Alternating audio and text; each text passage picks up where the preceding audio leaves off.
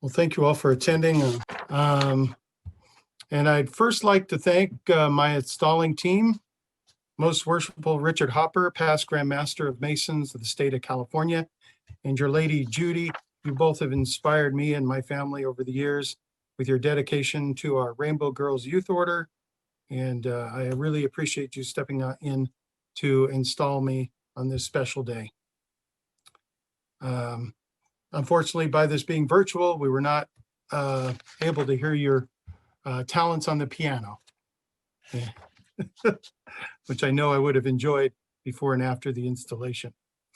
Worshipful David Chesbro, a past Grand Illustrious Master of Cryptic Masons of California, as our Master of Ceremonies. I have appreciated your wisdom and counsel over the years as a coach and a friend. And Worshipful Inspector Zach Braun, thank you for agreeing to step in as our installing chaplain today. I know it was kind of at the 11th hour, but I thank you so much for being here and your support. I would also like to thank our past master, our new past master, Andrew Brown, especially for his level-headed leadership over this unprecedented past year. Was very inspiring as you were able to keep us connected and still make a difference in our community as we live our Masonic values. And I would point to the laptop drive where I believe we made a difference in our donations to support our local food bank and even our brothers whithersoever dispersed around the state. And normally I would present a beautiful token of appreciation to your lady Mari, but as we are kind of not within reach of one another, but virtual, I know she did something for us and she'd like to share as a recap this year. But before that, we do that or review that, do you have something to share with us, as you weren't, you didn't allowed to give a greeting to the audience earlier in the ceremonies? Thank you for that, Worshipful. I'm just really excited that the Lodge leadership is very robust for the coming year. And I know that King David's will thrive, survive this pandemic, and continue to support the brothers of the Lodge and the community as a whole. And I also thank all of the participants in this very historic and virtual platform. So thank you to everybody who's attending. We have a video from Mari. You would like to share that with our audience? I wanted to take a moment and acknowledge and reflect on the past year. Nothing in 2020 went as planned, but in a time where human connection was being lost, the Masonic community decided to respect and accept the challenges being presented. Weekly virtual social gatherings were scheduled. This weekly gathering continued through the summer months when the lodge is normally dark. The virtual platform opened doors to brothers that never could have been opened inside a lodge building. Brothers from around the world joined to talk and share about their lives and communities. When this happened, I found my husband coming out of these socials with more life and hope for what was possible. From my perspective, I saw the Masonic community not only take on the challenges of connecting, supporting, and gathering its own, but it took a broader view and found areas of the community it could support on a larger scale. Continuing Mason's long-standing dedication to education and leveraging the talents and skills of the local brothers, a used laptop drive was organized and successfully carried out. TV and radio interviews were scheduled, drop-off locations were arranged, flyers were posted, and school boards were excited.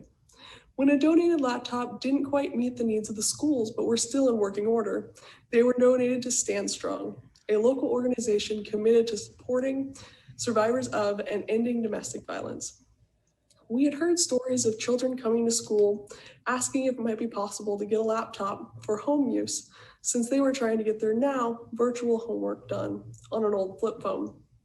Children also asked if it might be possible if their parents might be able to use the computers after their schoolwork was done to fill out job applications or search for a new apartment. shining light on the fact that in some cases, the school-provided laptop might be the only computer in a home. In a time where paperwork was not able to be turned in person and public computer access at a library was not possible, these laptops might just be a lifeline for the whole family. The laptop drive, suggested, organized, and carried out by the local brothers at King David's, added so much depth to our personal lives this year. In a time when everything felt like it was getting farther and farther away, the used laptop drive felt good and added purpose to the day. And soon we had piles of laptops stacked in our front room in different stages of being cleared and rebooted to factory settings. 2020 was a year of everything getting set back to factory settings. When things go back to factory settings, it provides perspective on how far we have come or not, and how maybe we don't quite fit into the original structures that were provided. I'm grateful for this year. I have learned more about myself and the possibilities and empowerment that comes from organizations like the Masons. Having a great idea like a laptop drive is one thing. Having a community of similarly dedicated people with diverse perspectives to help turn a great idea into a reality is something altogether different and very precious. Thank you for letting me share a few words reflecting on this year. Nothing is impossible when the focus is on the well-being of a greater community good, and I'm happy I could support the Masonic community this year by giving up time with my husband and reminding him to get back to emails. Thank you. Here's to a great 2021. Thank you, Mari. Appreciate you sharing and reminding us what we were able to accomplish under Andrew's leadership this year. Now, Past Master Andrew, we will be presenting you with your Past Master certificate and card at our next meeting. And before I go on, I would like to acknowledge we have one of our Grand Officers, Grand Lecturer Ricky Lawler, in attendance. I'd like to personally thank you for joining us this afternoon. Do you have any words, or am I putting you on the spot?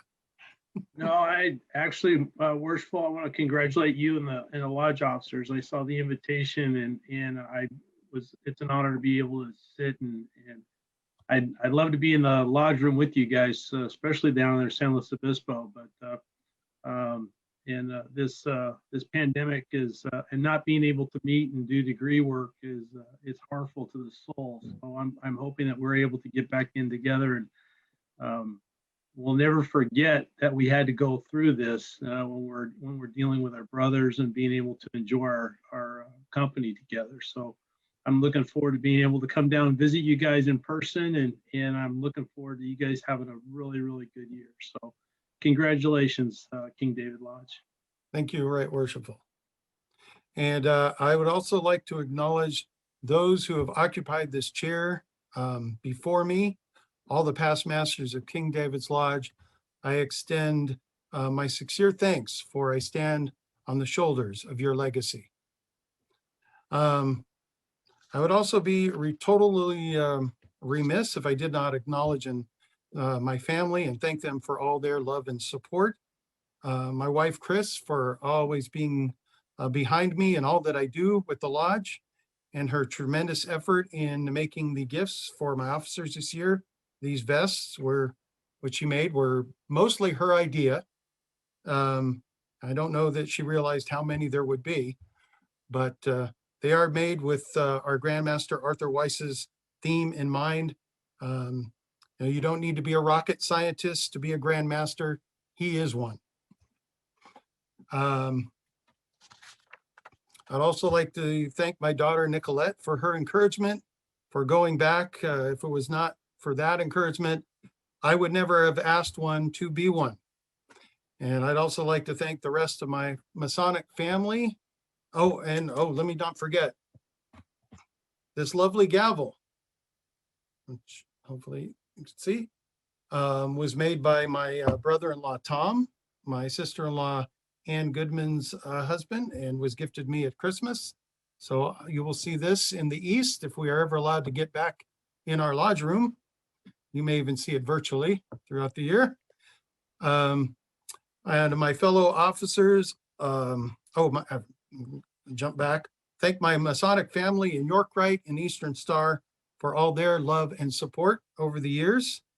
And of my fellow officers elected and appointed, I thank you for agreeing to serve this year. I know it would be another challenging year again as we boldly go into another year of uncertainty. One thing I do know that in my heart is that if we remember what called us to the craft and the obligations we took at the altar, we can overcome all obstacles before us. My goal for this year is for it to be one where we come back together in greater harmony as we embrace one another and celebrate that which unites us and strengthens the bonds of brotherhood.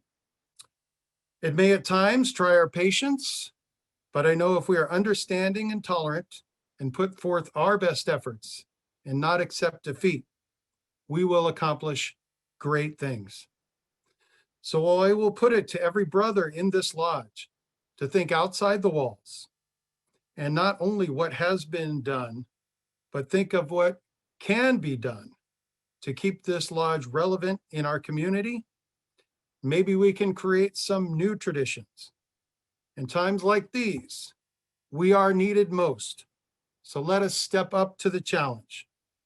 Again, I would humbly thank you all for the confidence you have placed in me, and I will endeavor to make you and the craft proud. Thank you, brothers. And thank you all.